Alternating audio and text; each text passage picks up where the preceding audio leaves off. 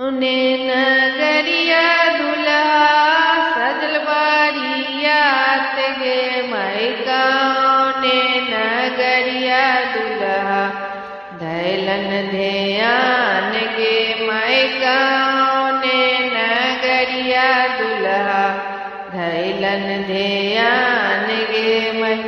अवधा नगरिया दुल्हा सजल बारियात गे मैं जाना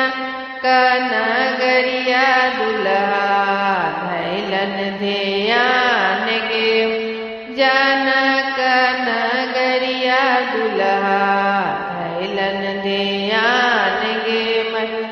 ससुनी अजिया सासू ठोकलन के बार गे मैं मोर जिया लड़ी का जामैया याद बैस गे मोर जिया लड़ी का जामैया याद बैस गे मैं ससुनी रमजी दुल्हा पाग उतार गे मैं देख लियो अजिया सासू बैसा हमार गे मैं देख लियो अजिया सासू बैसा हमार गे मैं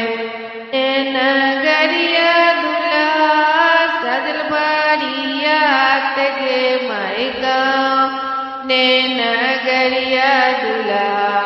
धैलन ध्यान गे मैं गाँव ने नगरिया दुल्हा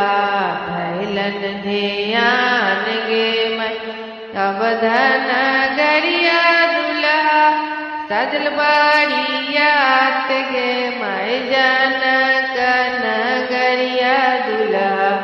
धैलन ध्यान गे मैं जाना का नगरिया दुल्हा धैलन ध्यान गे मैं ससुनिया बन सासू ठोकलन के बार गे मैं मोर धिया लड़ी का जा मैया आधा बैस गे मैं मोर धिया लड़ी का जा मैया आधा बैस गे मैं ससुनी रमजी दुल्हा मोरिया उतार गे मैं देख लियो अपन सासू बैसा हमार गे मैं देख लियो अपन सासू बैसा हमार गे मैं नगरिया दुल्हा सजल बारियात गे मैं गाँव ने नगरिया दुल्हा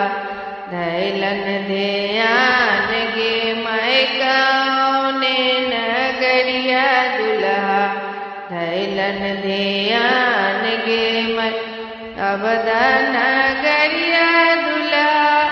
सजल बारियात गे मैं जाना का नगरिया दुल्हा